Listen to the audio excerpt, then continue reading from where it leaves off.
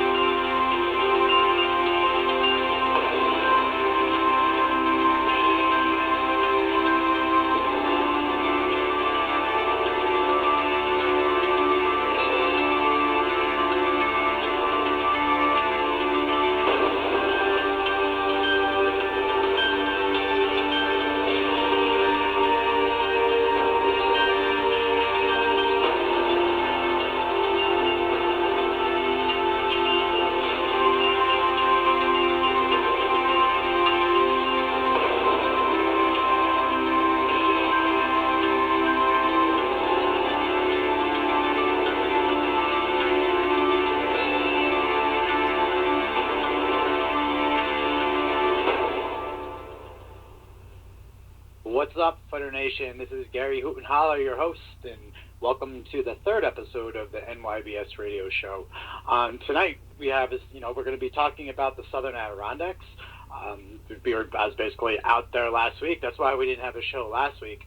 We always have a show usually every other Thursday, but last week I decided to, head back out into the woods, check out another area that we've been, exploring. I kind of went to the side of the area, not actually the area itself, because, I believe that they walk all through there, and sure enough, we did gather some evidence. So we're going to be talking about that story tonight, and along with what we've captured in the Southern Adirondack part of the state. This is a super exciting show, as always. They say we're 3 shows in now, and this is a nice, this quick half-hour show, right to the point, and all things Bigfoot.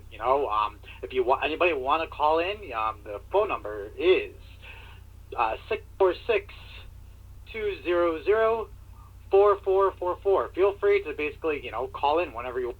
If any questions, if not, then, we can always talk on the Facey Space page and things like that. We're always posting things on Facebook and, always, update you to everything that we're doing today. All right, so let's get right to the cut and chase here. I would always start off with some, clerical stuff, and tomorrow we have our lecture over at the Middleburg Library. Super stoked, super excited. I always love doing lectures. So you meet so many different people. Definitely people that have had experiences. You listen to their stories, and it just gasses you up to. This is why we do what we do. So that is at 7 o'clock. I was just got a text message actually that it's going to be a packed house. So there's going to be a nice packed house for us there, and we just be talking Bigfoot and monsters of New York. It's going to be fun. It's always a good time. Now, with that being said, our next show will be releasing a new event that we have in store for you this summer. I'm not going to say anything right now, but in the next show, we'll be releasing that event. Guests are always asking us, can we come do things with you? Can we come see you guys talk? Can we come, hang out with you? Well, we're trying this year to get out in the public more, and, guys and ladies, opportunity to just hang out with us. So that will be coming up at the next, TV show, or radio show, sorry, not TV show, with that. All right, so let's get right to the chase here and what we're going to be talking about today. Bigfoot in the southern Adirondacks. All right, when I say southern Adirondacks, with the areas that I'm basically talking about is from Scroon Lake all the way down through Lake George, all the way basically down to like the Saratoga region. Okay, that's what we call basically the southern Adirondack region. All right, same thing over in like Lake Luzerne area as well. One of the places that we research a lot is actually in the Scroon Lake area, and that's where we just recently were on the backside of the Scroon Lake area. In a place that we've been basically studying for the last 2 years. Within the last 2 years, we've found multiple tracks. One night we went out for a night op. It was like 1 a.m. We got some whoops called back at us, which was pretty cool, but also same sense when you're like 6-7 miles in the woods and you're starting to hear things scream at you in the woods. You kind of sit there like, well, is this the greatest idea that we're doing right now? This is chilling in the woods, searching for a possible creature that is, could basically kill us. But we did get a lot of cool evidence from there. And these are the things that we think about when we're in the woods. Like, as much as we enjoy Bigfooting, we're out there dealing in nature, things like that, we still don't know what we're dealing with. So you're always at risk whenever you go into the woods. It's basically the woods are outer space to us. So anyway, so what we're going to get into is, what happened last week. So, I went out last week. If you watched any of the Facebook videos and things like that, I was explaining what we were doing. My mission last week was basically simple: to go check an area that I really wanted to check. I've only hiked through there once before, and I want to basically see, when I actually investigated what I would find. Sure enough, we did find some sign, in which we're going to talk about, and it surprised me in a lot of ways. So the method that I used during this, research episode was basically I moved. A lot of times, we'll sit there. Some people will sit, start a fire, chill, talk. And what we try to do when we do those kind of things is lure them to us. We're their entertainment. So, anything in the area, if you're just kind of at a campsite, hanging out, eating food, cooking food, it's all going to come in to stare at you and be, what's going on over here? I mean, that's one way. Lately, I've been kind of shying away from that because, I enjoy actually exploring things. So I've been, basically employing a method where I just continually hike through the woods. So basically, I don't stop moving. My goal when I don't stop moving is basically I want things to follow me. I want things to basically follow me through the woods. I want them to, if there's a squatch around, I want them tree knocking all around me. I want them to prod me with rocks, throw rocks, just basically check me out, see what I'm going to do. As you walk, you just totally ignore everything that's going on, and you just keep going, just like a hiker would be in the woods. One thing I also do when I do this method is I make a lot of noise. If anything alpha is coming through the woods, like a bear, Sasquatch, they basically come through with heavy feet, okay? Sasquatches, even though they come through very quietly, and a lot of times we can't hear them, blah, blah, blah, there's plenty of times we hear them coming through the woods and running. We just played a clip last week where we had a possible Sasquatch running through the woods right in front of us. So, you do hear them come through the woods. We want to basically stir them up as like a territorial type thing. Bring them in, be like, listen, we're alpha right now. We're going through the woods. We don't have a care in the world. Go ahead and bother us all you want because we're just going to continue our journey to where we're going. In the past, that has worked a lot. I do get different questions about it, as is, well, won't it spook them, things like that. It's not going to, but first off, we're never going to spook a Bigfoot. I highly doubt that. They're alpha in the woods. They own the woods. We say we don't own anything when we're out there. A lot of us, say we're not in tune with nature, even though, as a mountaineer and things like that, I go in the woods all the time. I'm hiking the high peaks. I'm hiking all these mountains. There's still so much that can happen. With, these kind of animals, they're in their environment. So because they're a master of their environment, we are at the disadvantage all times. I did touch a base on this too, I don't wear camouflage. I wear bright colors. So many people I see they're wearing camouflage. You are not going to sneak Bigfoot. They smell you a mile away. They hear you a mile away. You're not going to blend in to the point where they're not going to see you. And even if they can't hypothetically see you at nighttime, they'll smell you. So they know that you're there even before you're there, all right? I mean, that's just animal behavior. And that's just not going for Bigfoot. That's going for simple things like, bucks, and you talk about, bears and things like that. The animals know you're there, especially like even like little small animals like raccoons and foxes and stuff. We really don't see any kind of cats in the woods too much, bobcats and things like that. They all know that you're there. So I like to employ the different method of just wearing bright colors because I want to be seen. I want them to see me. I want them to know that I'm there. I want them to check me out. I want them to be like, well, what the hell is this guy doing in the woods? And why are you in our territory? So, and, go from there with it. So that's what I was employing in my last mission. Now, if you haven't seen it yet, if you go to the Facebook page right now, I pinned it to the top of our page, there's a foot track up there. And, as I was coming through the woods, I was basically in the backcountry, all right? I was climbing over rocks. I was following the stream bed all the way up, and it's like raging right now because we're mud season.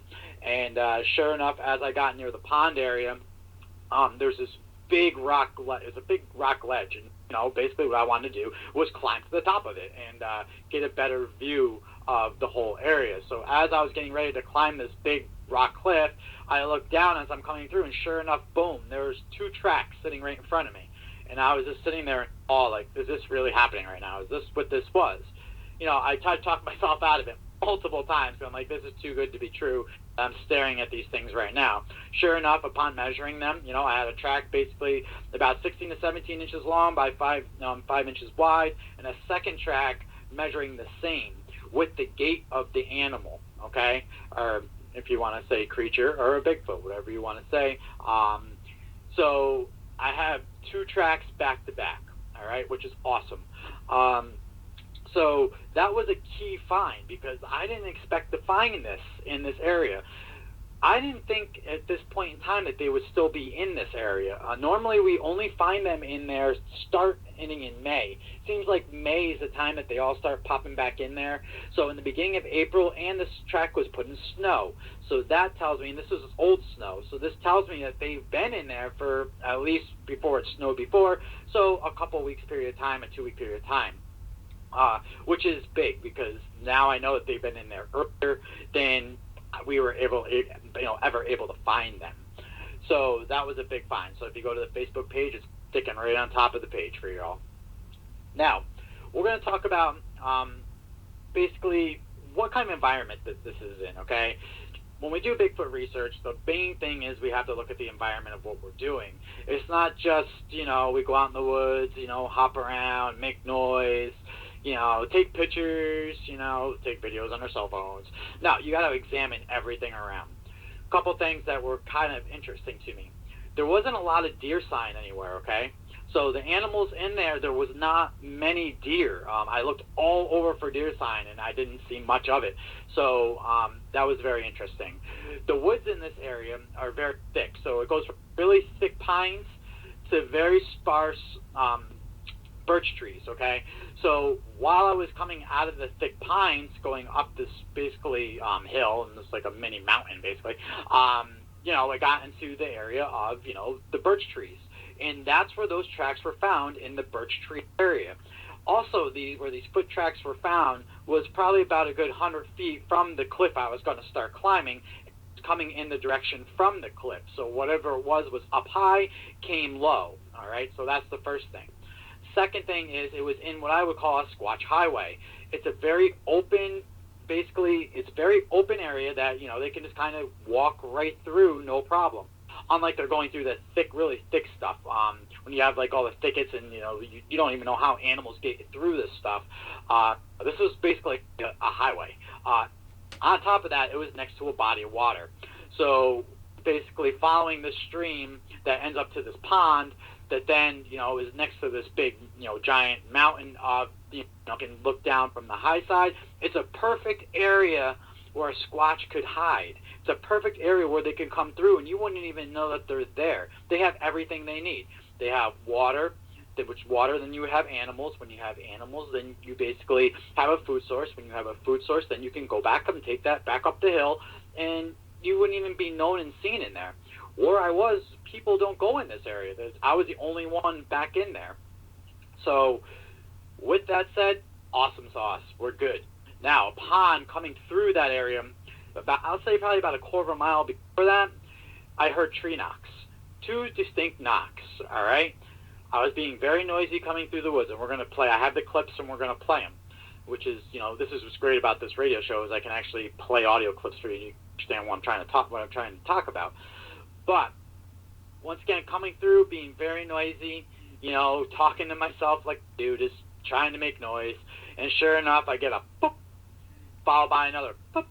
We're able to record one. Sometimes, with audio and being out in the woods, it just doesn't happen. But upon stopping, I was able to get one. So check out this clip of the possible tree knock. You understand what I'm saying? You might want to turn your audio up also.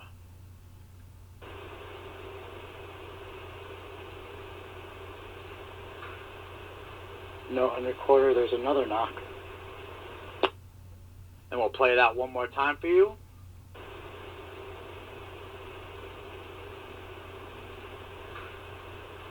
No, on recorder, there's another knock. And then we isolate it, and this is what it sounds like.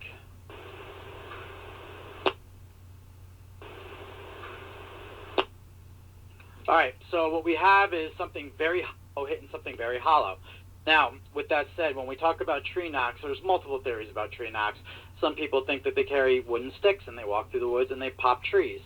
I've kind of gone back and forth on, maybe it's a vocal, like they're making a with their tongue. If they're so big and their mouths are so big that they would be able to project those noises, so they may be closer than you really think.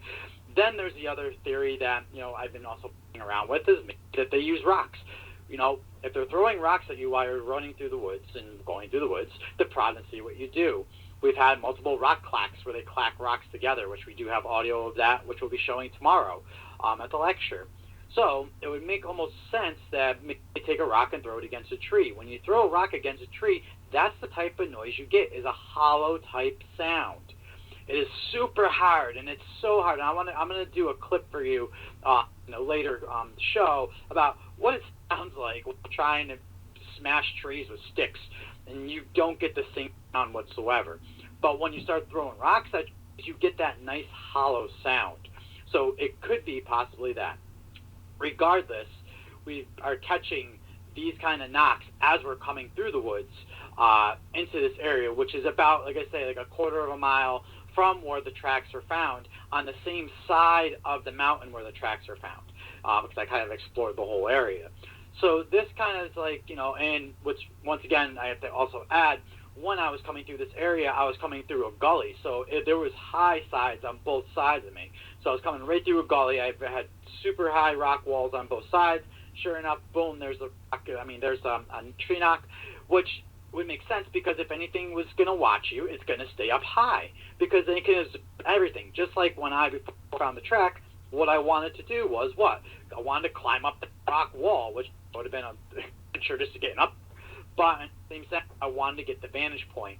So it all makes logical sense, okay? So super cool. We basically, I never really, when I go out, I don't ever really expect to find anything, especially in a place that I haven't really, explored before. And sure enough, here we are. I got to, basically find a footprint, and I got multiple tree knocks all around me.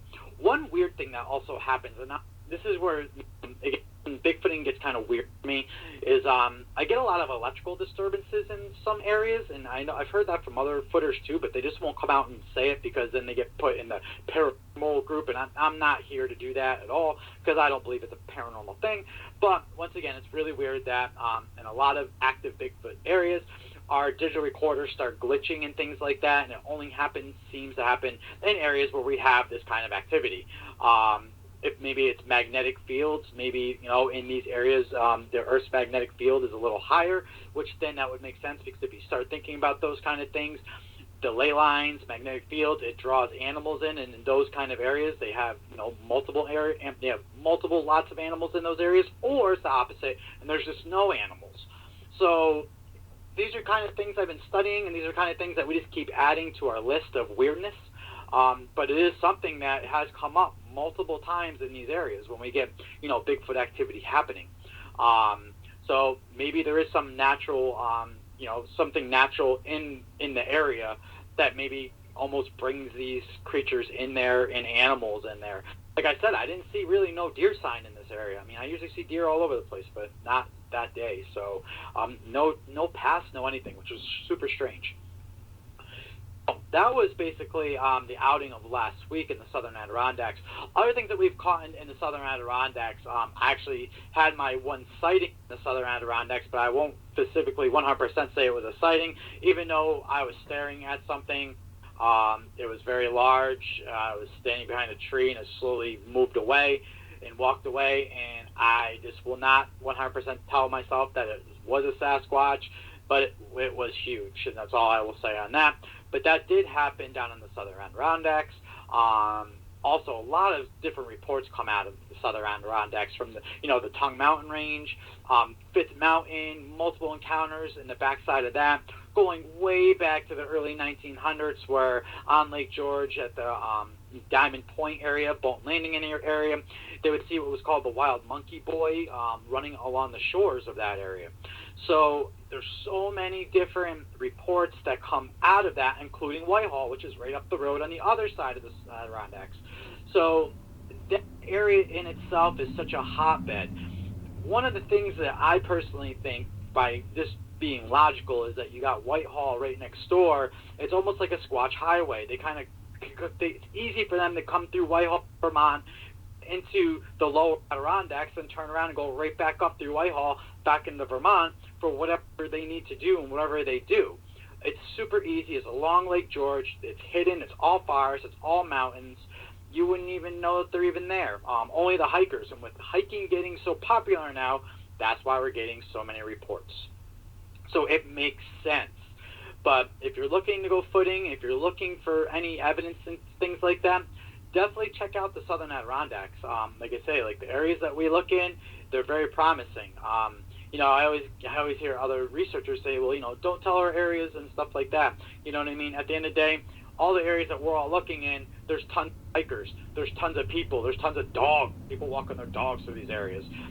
The Squatches are going to be there regardless of, what we do or not. There's so many people in these areas. So they're the ones that are giving us basically the, spotting reports. So, the Southern Adirondacks, definitely check it out. It's definitely squatchy in that area, and it's not that far, from those areas. With that said, one thing I want to always end the shows on now, as we're coming into hiking season, that we're basically big hikers here, aspiring 46ers and things like that. We're always in the woods, as you constantly see.